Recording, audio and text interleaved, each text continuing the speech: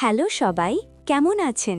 আজ আবার শুরু করছি শাইন অন মি এর পার্ট 2 এক্সপ্লেনেশন।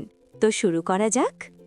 তার চাচা তাকে যেসব কথা বলেছিলেন সেই কথাগুলো শিগুয়ার বারবার মনে পড়ছিল। তার চাচা তাকে বলেছিলেন যে তাদের পরিবারের অবস্থা আগে তেমন ভালো ছিল না। ভালো ছিল না বলতে তাদের অনেক বড় ব্যবসা ছিল ঠিকই, কিন্তু লিনের দাদার আচরণ একদমই ভালো ছিল না। ব্যবসার কাজ বেড়ে গেলেই তিনি লিনের বাবাকে কৌশলে দেশের বাইরে পাঠিয়ে দিতেন। এর ফলে তার বাবা অনেক কষ্টের শিকার হয়েছেন। ছোট ভাই লিনের সাথে তার মেলামেশা নিয়ে সন্দেহ করছিল। শিগুয়া যখন উল্টো পথে হাঁটতে শুরু করে তখন তার ভাই পেছন থেকে এসে তাকে জিজ্ঞেস করে, কি ব্যাপার, তুই কি ওই ছেলের সাথে আবারও লুকিয়ে দেখা করতে গিয়েছিস? শিগুয়া উত্তর দিতে না চাইলে তার ভাই বলে, আমি তোকে অনেক ভালোবাসতাম আপু, কিন্তু এখন তো দেখা যাচ্ছে তুই চোর, লুকিয়ে কাজ করিস। সে আরও জানায় যে কেউ একজন তাকে টেক্সট করে জানিয়েছে লিন নাকি শিগুয়ার কাছ থেকে প্রতিশোধ নিতে চায়।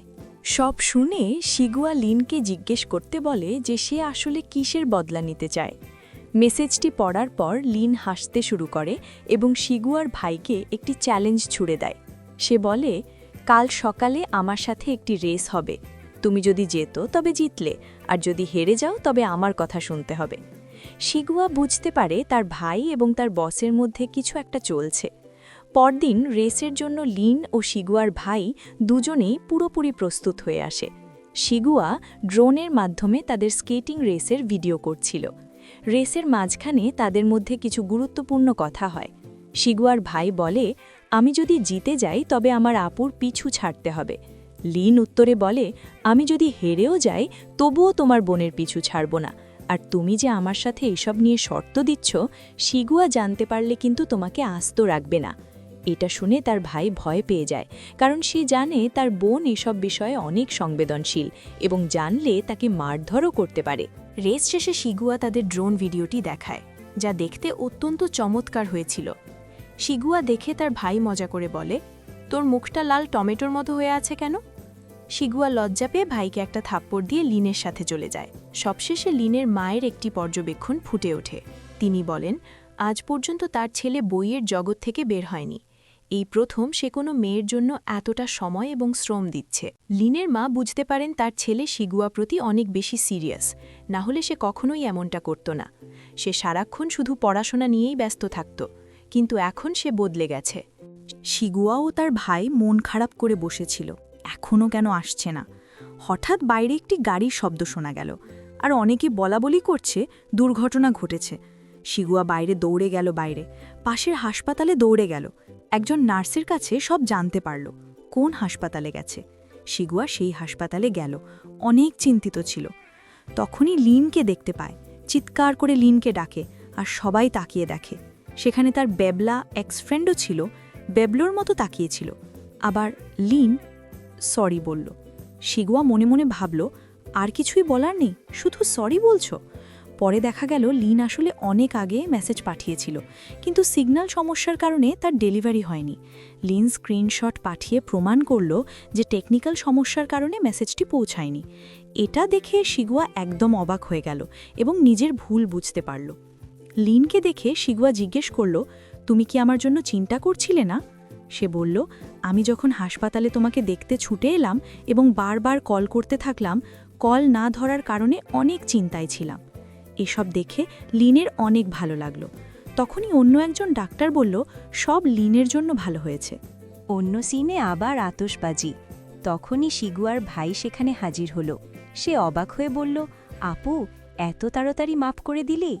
শিগুয়া উত্তর দিল, ও আগে মেসেজ পাঠিয়েছিল কিন্তু পৌঁছায়নি, ভুল আমারই ছিল। আর শোন, তুই আমাকে রিলেশনশিপের অ্যাডভাইস দিবি না, নিজের চরকায় তেল দে। ভাই মজা করে বলল, একটু পানিশমেন্ট দেওয়া উচিত ছিল না? শিগুয়া হেসে বলল, সেটা আমি দেখে নেব, তুই এখন যা। এরপর লিন এবং শিগুয়া মিলে অনেক আতশবাজি ফোটালো। দৃশ্যটি খুব রোম্যান্টিক ছিল। লিন শিগুয়াকে একটি উপহার দিল এবং বলল, আজ তোমার জন্য একটি প্রাণ বেঁচে গেছে, এটা আমার তরফ থেকে তোমার রিওয়ার্ড, অর্থাৎ পুরস্কার। শিগুয়া খুশি মনে সেটি গ্রহণ করল। উপর থেকে এসব দেখে তার ভাই ভাবল, এদের দিয়ে কিছুই হবে না। ঠিক তখনই লিন জানালা দিয়ে ভাইকে ডাকল এবং বলল, বাইরে আয়, আমরা তিনজনে মিলে হটপট খাবো। ভাই খুশিতে লাফিয়ে নিচে নেমে এলো। খাওয়া দাওয়া শেষ করে লিন বাড়ি ফিরলে তার মা জিজ্ঞেস করলেন সব ঠিক আছে কিনা। লিন তার মাকে জড়িয়ে ধরে বলল, মা, গত 3 মাস ধরে আমি খুব কনফিউজ ছিলাম, কিন্তু আজ যখন ও এত দূর থেকে আমার জন্য ছুতে এলো তখন আমার সব দ্বিধা দূর হয়ে গেল। এখন আমি জানি আমাদের একসাথেই থাকতে হবে। শিগোয়ার বাবা বলল শিগোয়ার মামাকে, শোনা যাচ্ছে একজন নতুন জেনারেল ম্যানেজার এসেছেন, যিনি বেশ স্মার্ট এবং বাজেটের বিষয়টি খুব ভালোভাবে সামলাচ্ছেন। তিনি আর কেউ নন, লিন। এদিকে শিগোয়ার বাবা গাড়িতে করে কোথাও যাওয়ার সময় তার অ্যাসিস্ট্যান্টকে কল করে নতুন ম্যানেজারের সমস্ত ডিটেলস এখনই জানতে চাইলেন।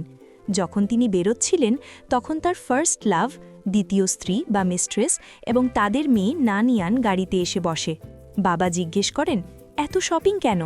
তারা জানায় শিগোয়ার বাবার জন্যই নতুন কালেকশন এনেছে। নানিয়ান বলে, আঙ্কেল, আপনি যে টাকা দিয়েছিলেন তা দিয়ে আমি এক বান্ধবীর সাথে ছোট একটা বিজনেস শুরু করেছি। বাবা বলেন, আমার মেয়ে হয়ে এত ছোট বিজনেসে টাকা খাটিয়ে আমার নাম খারাপ করছো? বড় লেভেলে চিন্তা করো, টাকা কম পড়লে আমি দেব, কিন্তু বিজনেস বড় করো। নানিয়ান ও তার মা সুযোগ বুঝে বলে, তাহলে ওকে পার্টিতে নিয়ে চলুন, বড় লোকদের সাথে পরিচয় হলে কন্ট্যাক্ট বাড়বে।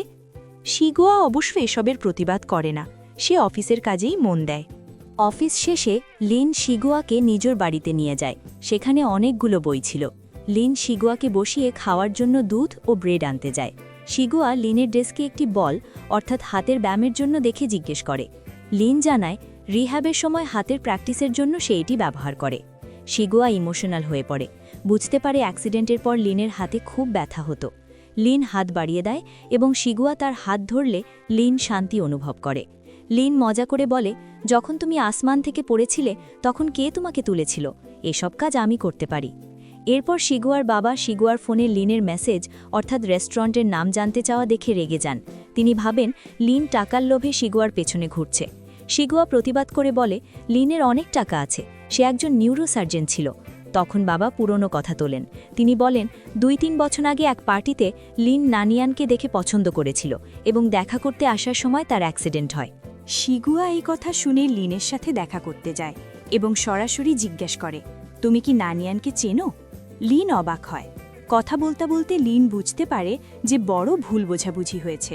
সে পার্টিতে আসলে শিগুয়াকেই দেখেছিল, নানিয়ানকে নয়। লিন তার বন্ধুকে ফোন করে এবং শিগুয়াকে নিয়ে বন্ধুর কাছে যায়। বন্ধু স্বীকার করে যে লিন বলেছিল সে শিগুয়ার বাবার মেয়েকে পছন্দ করে। বন্ধু ভেবেছিল সেটা নানিয়ান, তাই সে নানিয়ানকে পাঠিয়েছিল এবং এই ভুল বোঝাবুঝির কারণেই লিন চুপ ছিল। সত্য জেনে শিগুয়া বাবাকে ফোন করে সব খুলে বলে। সে জানায়, বাবা, ভুলটা লিনের নয়, তোমার ওই মেয়ে নানিয়ানের। নানিয়ান মিথ্যে বলেছিল যে লিন তাকে দেখতে আসছিল। শিগুয়ার বাবা মনে করেন 2 বছর আগে নানিয়ান তাকে বলেছিল লিন তাকে পার্টিতে দেখে পছন্দ করেছে এবং দেখা করতে আসার সময় অ্যাক্সিডেন্ট হয়েছে। বাবা বুঝতে পারেন নানিয়ান তাকে মিথ্যে বলে বোকা বানিয়েছে। শিগুয়ার বাবা রাগে বাড়ি ফিরে যান। নানিওয়ান ও তার মায়ের ওপর চড়াও হন। তিনি বলেন, আমি নিজের ঘরে সাপ পুষেছিলাম, আমার কোম্পানি আর মেয়ের ক্ষতি করার চেষ্টা করেছিস তোরা? নানিওয়ানের মা নাটক করে বাবাকে শান্ত করার চেষ্টা করে। পরে আড়ালে নানিওয়ানের মা মেয়েকে বলে, তোর আসল বাবার সাথেই আমার সম্পর্ক বেশি ভালো ছিল, এই লোকের কাছে তো শুধু টাকার জন্য পড়ে আছি। অন্যদিকে লিন তার গ্রামের বাড়িতে, দাদা দাদির বাড়ি, চলে যায় মানসিক শান্তির জন্য। সে পুরনো ছবি দেখে আবেগপ্রবণ হয়ে পড়ে। অফিসে সবাই জানে লিন বিজনেস ট্রিপে গেছে। লিন দূরে কোথাও গিয়ে শিগোয়ার উদ্দেশ্যে একটি চিঠি বা ডায়েরি লিখতে শুরু করে। ফ্ল্যাশব্যাক দেখানো হয়, লিন পার্টিতে শিগুয়াকে প্রথম দেখেছিল এবং তখনই তাকে ভালোবেসে ফেলেছিল, কিন্তু ভুল বোঝাবুঝির কারণে তাদের মাঝে দূরত্ব হয়েছে।